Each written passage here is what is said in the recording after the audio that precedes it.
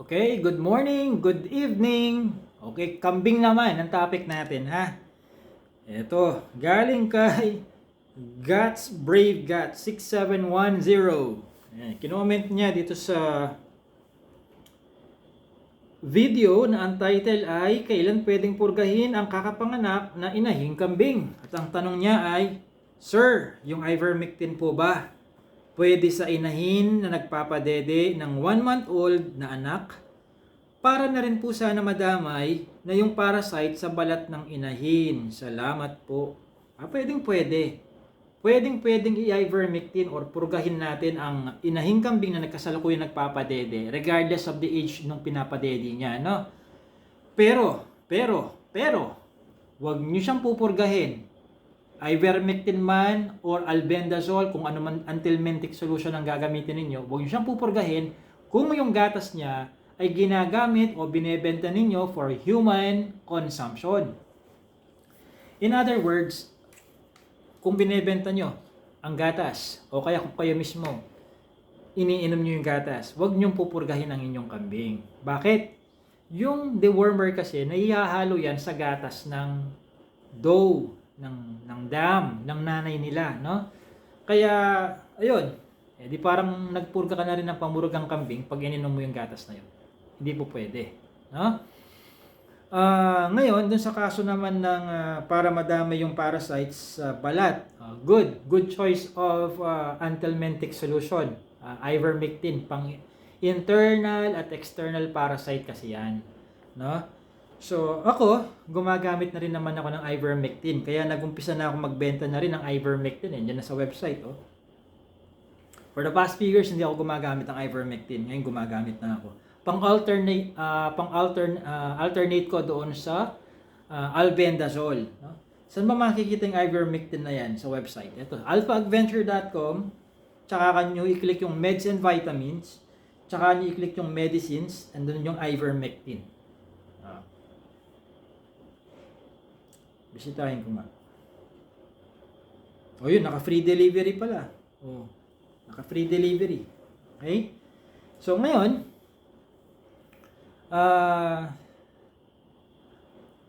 ang pang-alternate ko ganito. No? Bakit ko alternate na ginagamit yung iba't ibang klase ng anthelmintic solution?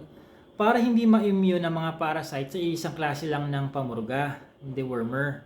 So, kung ako ay naka-extensive or semi-intensive management, ibig sabihin either pinapakawalan ko ang mga kambing, sila mismo naghahanap ng makakain nila sa pastulan, or either ganon, or doon sila sa bahay nila, ako yung nagpapasok ng pagkain nila, monthly yun.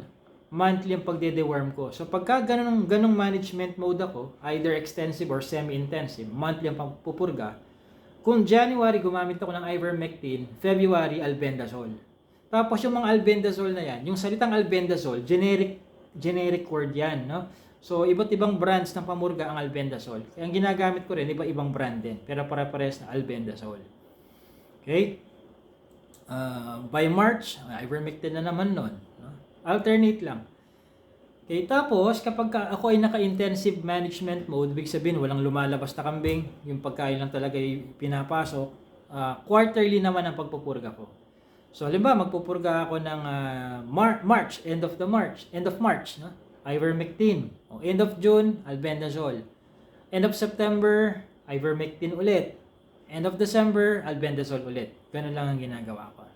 Even the albendazole dewormer, pwede nyo bilhin kay Alpha Adventure Farms. So, nandun din sa website, alphaadventure.com, click nyo yung meds and vitamins, tapos medicines, tapos click nyo yung albendazole. Check ko muna kung, yun, free delivery din. Okay? Ang dami ko ng mga video na ginawa tungkol sa pagpupurga ng mga kambing. So, balikan ko yung tanong ni Guts. Pwede naman yun. Walang kaso doon sa mga anak niya. So, bali pati mga anak niya nun, mapupurga na rin. No? Wala namang problema kung pupurgahin natin ng, kung pati mga anak niya mapupurga, gawa na ng nakakadede sila ng gatas na may dewormer din. No?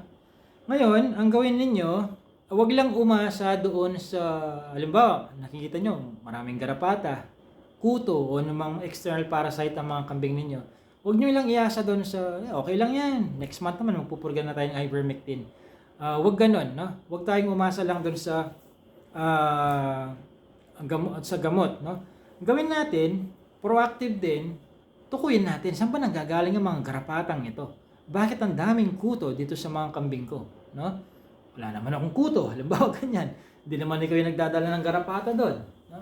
Ngayon, checkan mo, baka naman may aso ka na siyang maraming garapata at nakikihalubilo sa mga aso mo. O kaya baka naman maraming mga pusang ligaw pumapasok sa farm mo paggabi, sila ang nagkakalat ng mga kuto. O baka naman mga manok mo, no? Humahapon sa kulungan ng mga kambing mo, sila may dala ng mga hanip doon, no? Yung mga lisa, no? So, resolbahin natin yon. Kailangan walang ibang nakakapasok na ibang hayop na posibleng carrier ng mga external parasites. Biosecurity ang tawag dyan. No? Yun, para hindi tayo palaasa sa gamot na lang. No? Para hindi tayo palaasa sa gamot. I would like to share as well na itong mga kambing ko, pinapaliguan sila quarterly. Dinidilaw, quarterly yan, pinapaliguan. Ang pagpapaligo, hindi lang yung basta binasa mo lang ng tubig para lang masabing nabasa ang balahibo at yun na yun. Hindi. Sasabunin sila. No? Sasabunin, tapos yung huling banlaw sa kanila ay yung tubig na mayroong washout shampoo. No? Para mamatay yung mga external parasites din nila. Okay? So, yun ang ginagawa ko dito sa Alpha Adventure Farms. Ayan. So tandaan ha, basta ginagamit for human consumption ng gatas, huwag pupurgahin ang mga doe. Ang mga doe. Pwede yung purgahin yung mga anak siguro nila. No? Hindi pala siguro, talagang pwede yung purgahin yung mga anak nila. But not yung doe, kasi ginagamit yung ngayong gatas for human consumption. Tapos, may follow-up question pala si Gats. Ito tanong niya dito. Ilang buwan po ba dapat nakapanganak bago injekan ng ivermectin? Well, ako ganito ha, kapag halimbawa nanganak ngayong umaga ang kambing, ang doe, mamayang hapon, pupurgahin ko na yan kaagad. No? Pupurgahin ko na yan kaagad. Reminder nga pala, yung pagpupurga, yung kung gaano karami yung dewormer na ibibigay, base yan sa timbang, no? At kung pag sinabi kong base yan sa timbang, sa kanyang prevailing na timbang, ibig sabihin ng prevailing, yung kasalukuyang timbang niya. Huwag niyong i-assume na kumo kayo ay buwan-buwan nagpupurga, halimbawa, i-assume mo na lang na yung, ganito yan, 3 ml yan, kasi yung timbang niyan last month, ganito rin eh. No? Malay mo, gumaan yan. Malay mo, bumigat yan. Baka mag-underdose, ma-overdose ka. Hindi pala ikaw, yung kambing mo. No? Ano ngayon kung na-underdose yan? Ibig sabihin nun, hindi mo mapupuksa yung mga parasite niyan. No? Tumatawa-tawa lang yung mga bulati nun. No? Kung overdose naman yan, baka magkaroon ng complication. No? Baka hindi lang bulati mamatay, kundi pati yung kambing mo mamatay na rin pag na-overdose. Or, worse, that's the worst thing that can happen, no? Another bad thing that can happen is magkaroon ng immunity or maging immune yung mga parasite. Kasi overdose ka eh. No, overdose mo, hindi nasusunod yung tamang